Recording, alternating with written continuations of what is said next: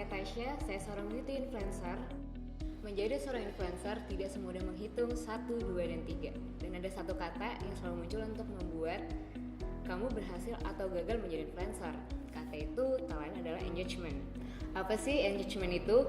Engagement itu bukan satu kali interaksi dengan satu followers kamu aja, tapi merupakan sebuah hubungan jangka panjang yang secara terus-menerus dipupuk dengan followers ataupun audiens. Dibutuhkan dedikasi serta kesiapan untuk beradaptasi untuk mendapatkan engagement yang tinggi. Tapi, apabila dilakukan dengan benar, engagement dapat memberikan jaminan bahwa audiens akan puas dengan kita. Hari ini, kita akan mendiskusikan berbagai cara untuk berinteraksi dengan audiens menggunakan platform yang berbeda. Pertama, Twitter. Cukup dengan menjawab, ini merupakan engagement paling baik dan teruji karena dengan memberikan respon, follower akan senang jika menyediakan waktu untuk berinteraksi dengan mereka.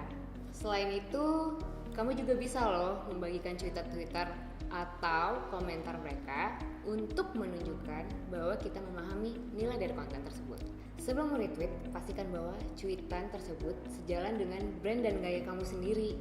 Kemudian, buatlah konten yang bisa membuat sebuah perubahan. Cara seperti ini akan membantu menguatkan ikatan antara kamu dan audiens.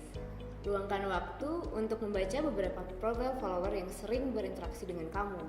Amati hal-hal yang mereka suka, tidak suka, serta influencer yang sedang mereka ikuti saat ini.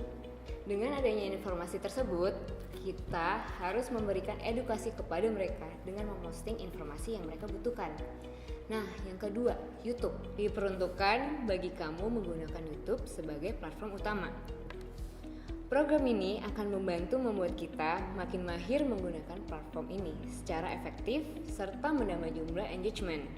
Pertama, gunakan thumbnail yang menarik ya. Bagi yang tidak familiar dengan istilah thumbnail, pada dasarnya ini adalah foto profile untuk video yang akan kita unggah. Thumbnail ini juga harus berfungsi sebagai tampilan atau preview yang akan memberikan gambaran pada penonton mengenai apa yang akan mereka lihat saat mengklik videonya, sehingga thumbnail harus terlihat unik dan tidak boleh polos. Supaya orang tertarik melihat video kamu, pastikan thumbnail memiliki kualitas yang tinggi dan gak buram. Tambahkan sebuah ajakan untuk melakukan sesuatu, call to action, seperti memberi like, berlangganan, ataupun membagikan, atau ajakan apapun kepada pengguna bisa sangat membantu. Ingat, untuk selalu berkata apa adanya dengan audiens, karena jika kamu tidak berkata apa adanya, kamu hanya akan bisa menambah penonton pada video. Padahal sebagai seorang influencer, tak hanya jumlah penonton, tapi perlu mendapatkan engagement dari audiens. Hal penting lainnya adalah memastikan video kita singkat dan padat dengan durasi waktu yang semaksimal mungkin. Karena dengan makin singkatnya perhatian orang, maka makin sulit menarik perhatian untuk membuat mereka mau menonton keseluruhan video secara utuh.